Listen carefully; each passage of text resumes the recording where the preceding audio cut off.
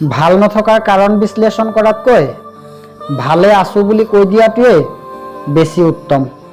কিয়নো মানুহে কেৱল সহানুভূতিহে দেখুৱাব পাৰে, সেইটো কোনোদিনো অনুভৱ কৰিব নোৱাৰে।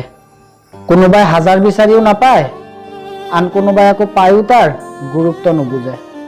ক'লা ৰং মোৰ বহুত পচন্দ, কাৰণ ই কেতিয়াও ৰং সলনি নকৰে। আৰু ক'লা ৰঙৰো কেইটামান গুণ আছে, যেনে চকুত লগালে হয় কাজল, কপালত লগালে হয় ফুট, গাত লাগিলে হয় লেতেৰা, কাপোৰত লাগিলে হয় দাগ, আৰু যদি কেনেবাকৈ চৰিত্ৰত লাগে তেন্তে হৈ যায় চৰিত্ৰহীন।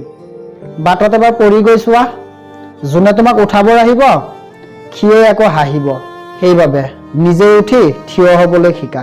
জীৱনত কোনো আঘাত পালে সকলোতকৈ ডাঙৰ প্ৰতিশোধ হ'ল সেইফালে আৰু উভতি নাচাই আগলৈ কেৱল আগুৱাই যোৱা। সকলোতকৈ মূল্যৱান বস্তু হ'ল সময় আৰু সম্পৰ্ক। সময়টো তাকেই দিয়া যোনে সম্পৰ্কৰ মূল্য বুজে, আৰু সম্পৰ্ক তাৰ লগতেই ৰাখা যোনে তোমাৰ গুৰুত্ব বুজে। জীৱনত কিবা শিকিছো নে নাই নাজানো, কিন্তু জীৱনৰ সকলোবোৰ কষ্ট হাঁহিৰ আঁৰত লুকুৱাই থবলৈ শিকি গৈছো।